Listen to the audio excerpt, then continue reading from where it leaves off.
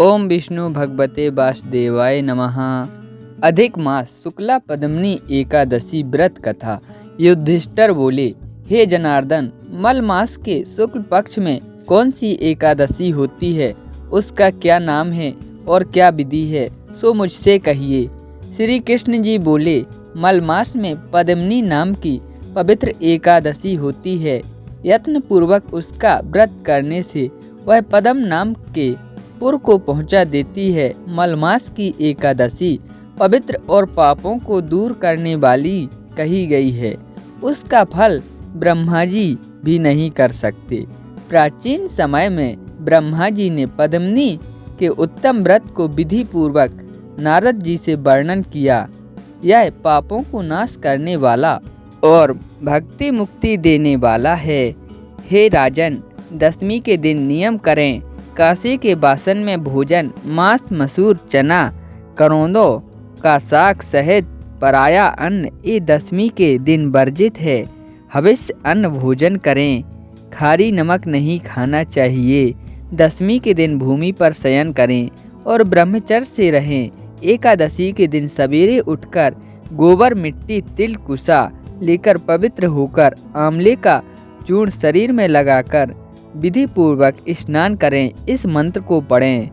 100 भुजा वाले श्री कृष्ण रूपी 12 ने तुमको धारण किया है। हे मुक्ते, तुम कश्यप जी से अभिमंत्रित की हुई ब्रह्मा जी से दी हुई हो। मैंने सिर और नेत्रों में तुमको लगाया। मेरे अंग को पवित्र करो। हे देवताओं के देवता, हे शंख चक्र गदा धारण करने वाले, हे जगन्नाथ, हे विष्णु, मुझको तीर्थ में स्नान करने की आज्ञा दीजिए। वरुण के मंत्रों को जपकर गंगा आदि तीर्थों का स्मरण करके जहाँ कहीं जलाशय हो उसमें विधि पूर्वक स्नान करें। फिर धोती पहनकर भगवान का पूजन करें। विधि पूर्वक संध्या करके देव और पितरों का तर्पण करें। एक माँ से सुवर्ण की बनाई हुई राधा कृष्ण की मूर्ति तथा महादेव पार्वती की विधि पूर्वक पूजा करें। कलश के ऊपर तांबे अथवा मिट्टी के पात्र में उत्तम वस्त्र रखकर सुगंधित करके देवता को स्थापित करें। उसमें ऊपर तांबे, चांदी और सुवर्ण का पात्र रखें। उसमें मूर्ति को रखकर विधि पूर्वक पूजन करें। सुंदर जल, गंध, धूप, चंदन, अगर, कपूर, इनसे भगवान का पूजन करें। कस्तूरी, कुमकुम, श्वेत कमल और नैवेद्य, धूप, दीपक, कपूर और आरती से केशव और शिव का पूजन करें। ब्राह्मण और गुरु की निंदा न करें। वैष्णवों को संग लेकर ठाकुर जी के सामने कथा सुने। मलमास के शुक्ल पक्ष की एकादशी में पानी न पिएं अथवा इस व्रत में जलपान व दूध पीकर रहना चाहिए और कुछ नहीं खाना चाहिए। रात में कीर्तन और बाजे बजाकर जागरण करना चाहिए। रात के प्रथम पहर में पूजा में गोला रखकर अर्घ देना चाहिए।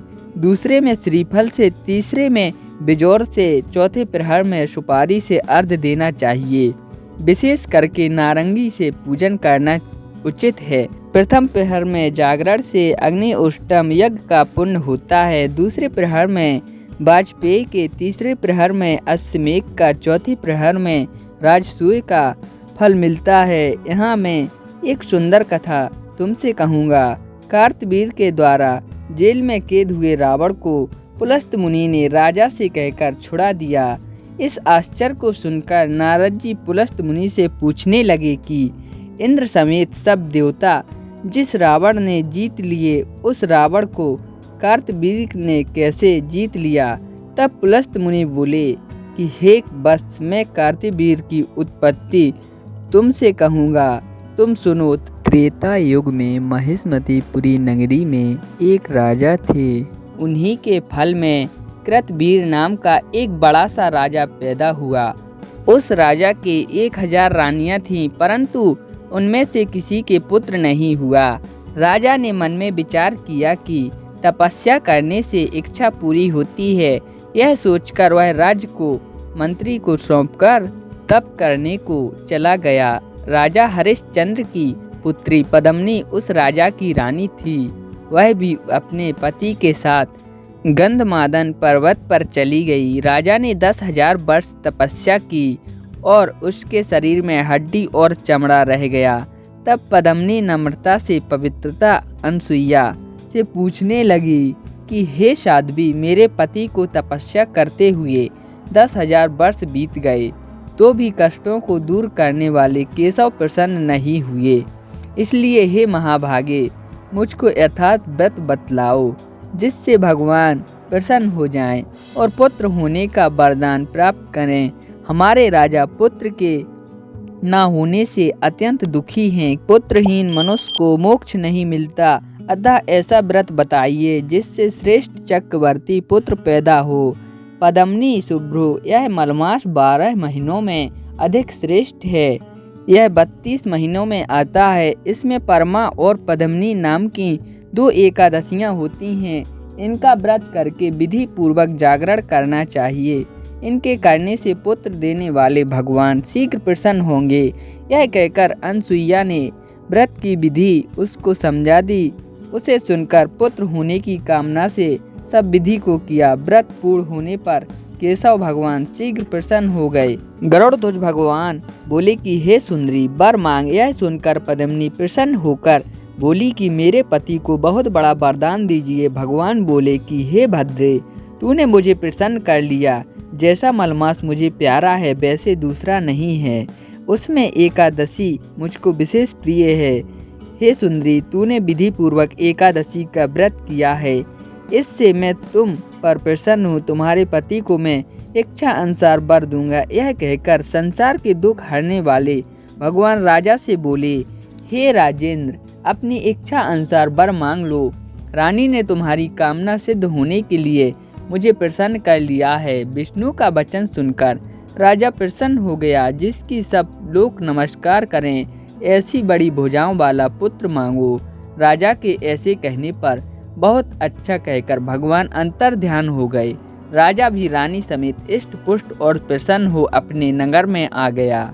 पद्मिनी के बड़ा बलवान कार्तवीर नामक पुत्र हुआ। उसके समान त्रिलोकी में कोई मनुष्य नहीं था।